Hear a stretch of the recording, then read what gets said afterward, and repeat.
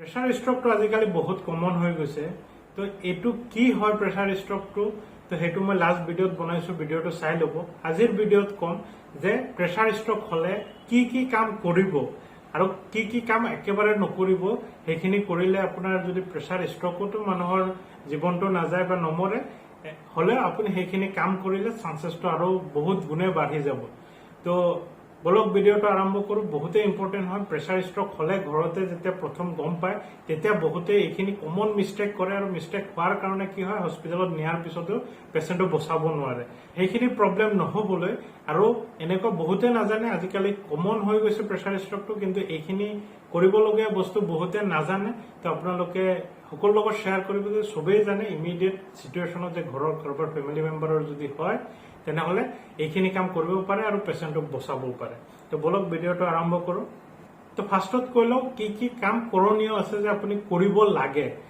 তো first of all, যেতিয়া পেচেণ্টৰ প্ৰেছাৰ ষ্ট্ৰক হ'ব, যেতিয়া গম পালে পুৰা মাথা বিষাইছে, মাথা ঘূৰাই পিনে বেহুচ হ'ব ধৰিছে, পৰি গৈছে, বা অকণমান কথা ক'ব পাৰি আছে যদিও বমি হৈছে আৰু এক চাইড পেৰালাইচিছ হৈছে, হাত চাত এক চাইডে একদম ৰিমাই মানে একদম হাত একো লৰাব নোৱাৰা হৈ গৈছে, বা একদম পুৰা পেৰালাইচিছ হৈয়ে গৈছে, মুখ বেকা হৈ গৈছে, তেনেহলে ঘৰতে গম পাই গ'লো যে প্ৰেছাৰ ষ্ট্ৰক হৈছে। তো সেইটো সময়ত কি কি কৰিব? প্ৰথম কামটোৱে কৰিব, যদি পেচেণ্টৰ মাথা ঘূৰাই পৰিব ধৰিছে তেনেহলে পেচেণ্টৰ ওচৰত থাকিলে লগে লগে গপা মাৰি ধৰিব, পৰিব নিদিব। পৰি গলে তাৰ চান্সেছটো মানে ব্ৰেইনত যদি ফটককে চুট খায় তেনেহলে কি হয়, তাত ব্লিডিং হোৱাৰ চান্সেছটো বহুত বেছি হৈ যায়। তো সেইকাৰণে ফটককে যদি ওচৰত কোনোবা থাকে গপা মাৰি ধৰিব, পৰিব নিদিব।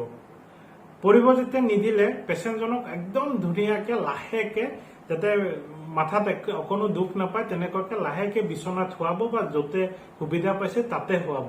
কেনেকে শুৱাব? আপোনাৰ যোনটো চাইডে পেৰালাইচিছ হৈছে সেইটো চাইডটো ওপৰত দি পিনে, যোনটো চাইডে পেৰালাইচিছ হোৱা নাই সেইটো চাইড তলত দি পিনে শুৱাব। যদি বমি হৈছে তেনেহলে কেতিয়াও পানী নোখোৱাব। পানী খোৱাটো বহুত বেয়া, কাৰণ সেইটো ওপৰ মানে এক্সপ্ৰেছন হৈ পিনে লাঞ্চত যাব পাৰে। যেতিয়া লেটাৰেল পজিশ্যনত শুৱাব, এক কাটি কৰি শুৱাব, তে বমি কৰিলে সেইখিনি সোনকালে ওলাই যোৱাৰ সম্ভাৱনা থাকে। কিন্তু চিধাকে যদি শুৱে বমি কৰে আৰু উল্টি গৈ পিনে আপোনাৰ লাঞ্চত যোৱাৰ সম্ভাৱনা থাকে। প্ৰথম কামটো কৰিব যে যোনটো চাইডে পেৰালাইচিছ হোৱা নাই সেইটো চাইডে কাটি কৰাই শুৱাব। ছেকেণ্ড কৰিব যে যেতিয়া বমি কৰে, এনে অকণমান পৰিমাণে হলেও লাঞ্চত যায়গে, গম নোপোৱাকে ইমান সোনকালে হৈ যায় কি মানুহে গম পাওঁতে পাওঁতে মানে বমি কৰিয়ে পেলায়। সেইটো কণ্ডিশ্যনত কি কৰিব যে আপোনাৰ শ্বাস লোৱা প্ৰব্লেম হৈ আছে, তো আমি গম পাওঁ যে আমি যদি আগপিনে এনেকে আউজি থাকো তেনেহলে আমাৰ এই যোনটো শ্বাস নলী থাকে নাকৰ পৰা বা মুখৰ পৰা লৈ পিনে লাঞ্চলৈকে, সেইটো অকণমান এনেকুৱা বেকা হৈ থাকে।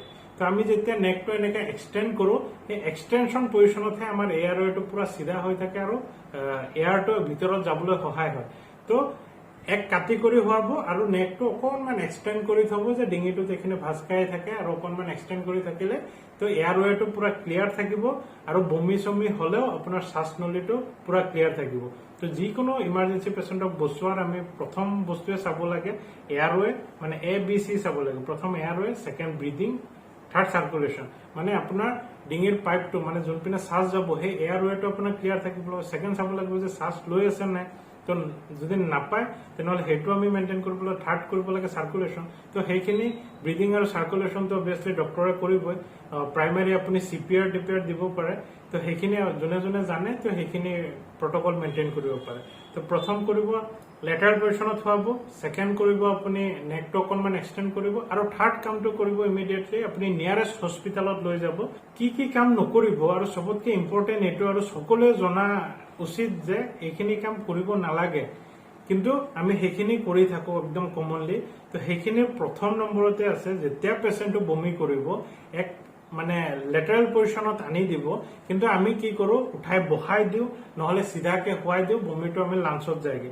প্ৰথম কথা। আৰু বমি কৰাৰ ইমিডিয়েট পিছতে অকণমান কৈ পেচেণ্টটো ইমাৰ্জেঞ্চি হৈ গৈছে, বমি কৰিছে, অকণমান পানী খুৱাই দিওঁ। পানী অকণমান খুৱাই দিওঁ নে এনেকে আহি হস্পিটেলত অহাৰ পিছতো পেচেণ্টে সোধে ডক্টৰক যে পানী অকণমান খুৱাব পাৰিম নেকি?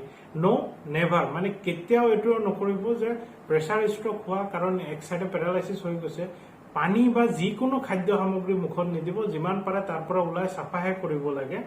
তো পানী একেবাৰে নিদিব, কাৰণ অকণমানো যদি উল্টি যায় মানে এস্পিৰেশ্যন হৈ যায় তেনেহ'লে এস্পিৰেশ্যন নিমনিয়া হ'ব পাৰে, শ্বাসনলীত ইনফেকশ্যন হৈ পিনে পেচেণ্টটোৰ প্ৰেছাৰ ষ্ট্ৰকত নমৰিলেও সেই এস্পিৰেশ্যন নিমনিয়াতহে মৰিব পাৰে।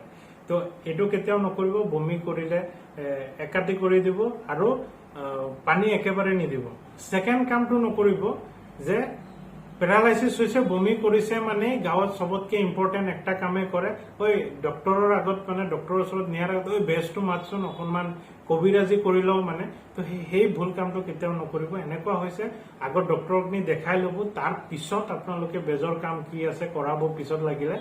কিন্তু প্ৰথম 48 ঘণ্টা বা 72 ঘণ্টাটো চবতকে ইম্পৰ্টেণ্ট হয়, ক্ৰিটিকেল টাইম হয়। সেইখিনি টাইমত প্ৰেছাৰ ষ্ট্ৰকৰ যিমান সোনকালে ট্ৰিটমেণ্ট পাব সিমানে বাচাৰ চান্সেছ থাকে। তো সেইকাৰণে আগৰ সময়খিনি সময় মানে নষ্ট নকৰাকে নিয়াৰেষ্ট হস্পিটেলত লৈ যাব। থাৰ্ডটো হ'ল যে আপোনালোকে কোনো ধৰণৰ চেলাইন টেলাইন ঘৰতে আৰম্ভ কৰি নিদিব। কেতিয়াবা এনেকুৱা হয় প্ৰেছাৰ বহুত বেছি আছে, দুখ আছে, কিন্তু ঘৰত এনেকুৱা হয় বমি কৰিছে, অকণমান মাথা ঘূৰাই পৰিছে মানে ভাবে প্ৰেছাৰ কমি গৈ পিনে এনেকুৱা হৈছে চাগে, কাৰণ চবৰে পেৰালাইচিছ একদম ইনিচিয়েল ফেজতে দেখা নিদিবও পাৰে। তো তেতিয়া চেলাইন দি দিয়ে। তেওঁ 200 প্ৰেছাৰ আছে, তাৰ ওপৰতো আকৌ চেলাইন গৈ আকৌ ফ্লুইড অভাৰলোড হৈছে, তেতিয়া এনেকুৱা হ'ব পাৰে যে প্ৰেছাৰ আৰু বাঢ়িব পাৰে, ব্ৰেইনৰ ভিতৰত ব্লিডিংটো আৰু বঢ়াই দিব পাৰে। তো এইখিনি কাম কৰণীয় আছিলে আৰু যোনখিনি নকৰিব সেইখিনি আছিলে। তো ভিডিঅ'টো সকলোৰ লগত শ্বেয়াৰ কৰিব যাতে চবেই জানে প্ৰাইমাৰী কি কি কৰিব লাগে আৰু কি কি কৰিব নালাগে।